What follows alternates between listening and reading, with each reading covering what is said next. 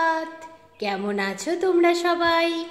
অনন্যার ব্লগসের আরও একটি নতুন ব্লগে তোমাদের সকলকে অনেক অনেক অনেক স্বাগত জানাই। আজ মঙ্গলবার, সকাল এখন 7:30 বাজে। আমি ঘুম থেকে উঠে ব্রাশ করে ফ্রেশ হয়ে চা পর্ব মিটিয়ে ফেলেছি। বাবার চা ফ্লাক্সে রেখে মা মেয়েতে মিলে চা পর্ব মিটিয়ে বিছানাটাকে গুছিয়ে নিলাম। তারপর বোতলগুলোতে জল ভরে নিলাম। সকালে উঠে থেকেই তো দেখছি বৃষ্টি পড়ছে। এখন যেই না বৃষ্টিটা একটু ধরেছে, আমি তাড়াহুড়ো করে মাটি খুঁড়ে গাছের ডালগুলো লাগিয়ে দিই। এই গাছে খুব সুন্দর সাদা সাদা ফুল হয়। আমাদের পাড়ায় অনেকের বাড়িতেই রয়েছে, আমাদের বাড়িতে তো ছিল না। আর আমার আর মায়ের তো ফুল গাছের প্রচণ্ড নেশা রয়েছে। তাই শান্তনা দিদি বলতে মায়ের হেল্পিং হ্যান্ড যিনি আছেন, তিনি আরও যে দুটো বাড়িতে কাজ করেন, সেই দুটো বাড়ির মধ্যে একটি বাড়িতে এই গাছ রয়েছে। সেই বাড়ি থেকে ডাল নিয়ে এসেছিল, নিজেও নিয়ে গেল দুটো আর আমায় দিয়ে গেল 3টে। তাই আমি লাগিয়ে দিলাম তাড়াহুড়ো করে। সেই যে সবজির খোসা বালতিতে ভরে রেখেছিলাম, তার নিচে দিয়েছিলাম অল্প মাটি। সেই বালতির মধ্যে তো গাছ লাগানোরই কথা ছিল। সেই বালতিটির মধ্যে প্রতিদিনের সবজির খোসা রাখাই হচ্ছে। সেই জন্যই ওই বালতিটির মধ্যেই একটি ডাল লাগিয়ে দিলাম। যেহেতু ডালগুলি খুবই লম্বা, আর আমার বাড়িতে যে দুটো নতুন টব রয়েছে, টবগুলো বিশেষ বড় নয়, এই গাঁদা গাছ বা গোলাপ গাছের জন্যই ঠিক আছে। এত বড় একটা লম্বা ধরনের গাছের জন্য ঠিক নেই। সেই জন্যই ভাবলাম বালতিতেই থাক। বালতিতে তো গাছ লাগাবোই ভেবেছিলাম, সেই জন্যই তো মাটি দিয়ে সবজির খোসা এর মধ্যে জড়ো করছি, যাতে করে যে গাছটা এই বালতিতে লাগাবো সেই গাছটি বেশ হৃষ্টপুষ্ট হবে আর বড় সড়ো হয়ে উঠবে। সেই আশাতেই তো করছিলাম। আজকে যথারীতি একটা সুইটেবল গাছ পেয়েও গেলাম, তাই লাগিয়েই দিলাম। তারপর ধীরে সুস্থে রান্নাবান্না শুরু করে দিলাম। আজ তো মঙ্গলবার, আজ আমাদের নিরামিষ। আমরা মঙ্গলবার নিরামিষ খাই। সেই মতোই আজ তৈরি হচ্ছে নিরামিষ খাবার। যেমন সর্ষে বাটা দিয়ে কচুর লতির একটা চচ্চড়ি আর উচ্ছে বেগুন ভাজা, সেটা তো ম্যান্ডেটরি। আর তার সাথে হবে আমার দিদুনের স্টাইলে কালো জিরে ফোড়ন দিয়ে মটরের ডাল। এই আজকের স্পেশাল মেনু যেটা ঠিক করা হয়েছে। আর তার সাথে অবশ্যই ডুমুর ভাজা। এই সমস্ত সবজি গতকাল শান্তনা দিদি কেটে দিয়ে গিয়েছিল, আমি ফ্রিজে ভরে রেখেছিলাম। আজ শুধু ধুয়ে ধুয়ে রান্না করে নিলাম। রান্না কমপ্লিট হলো। এখন গ্যাস আর রান্নাঘর সব মুছে ক্লিন করে নিচ্ছি। মা অসুস্থ হওয়ার পরেই আমি বুঝতে পারলাম একজন সাধারণ মেয়ের জীবনযুদ্ধের লড়াই ঠিক কতটা কঠিন হয়।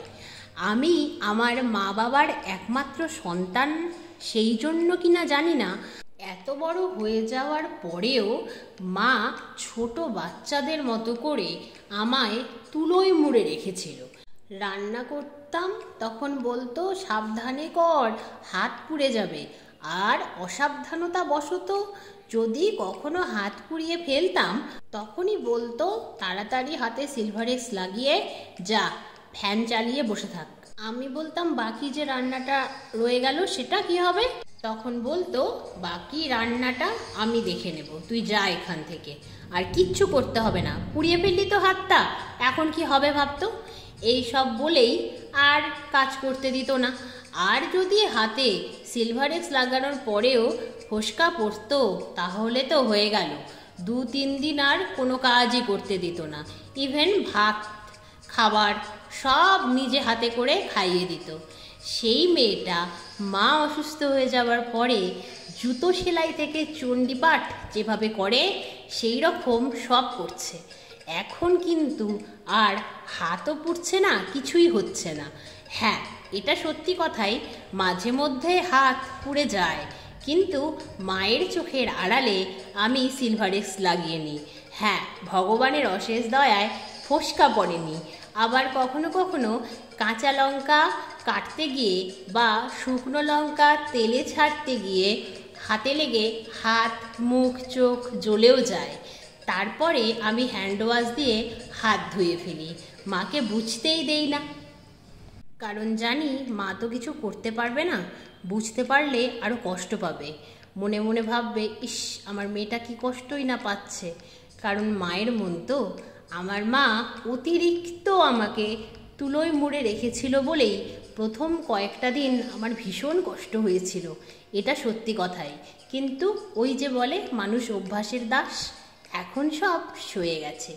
দেখো, তোমাদের সাথে গল্প করতে করতে রান্নাঘরের মশলাপাতির কৌটো মোছা হয়ে গেল। স্নান সেরে এসে জামা কাপড় মেলে দিলাম, তারপর পুজো করলাম, লাঞ্চ করলাম। তারপর বিকেল হতেই ছাদে এসে শুকনো জামা কাপড়গুলো তুলে ভাঁজ করে নিলাম। তারপর ছাদের গাছগুলোতে জল দিলাম।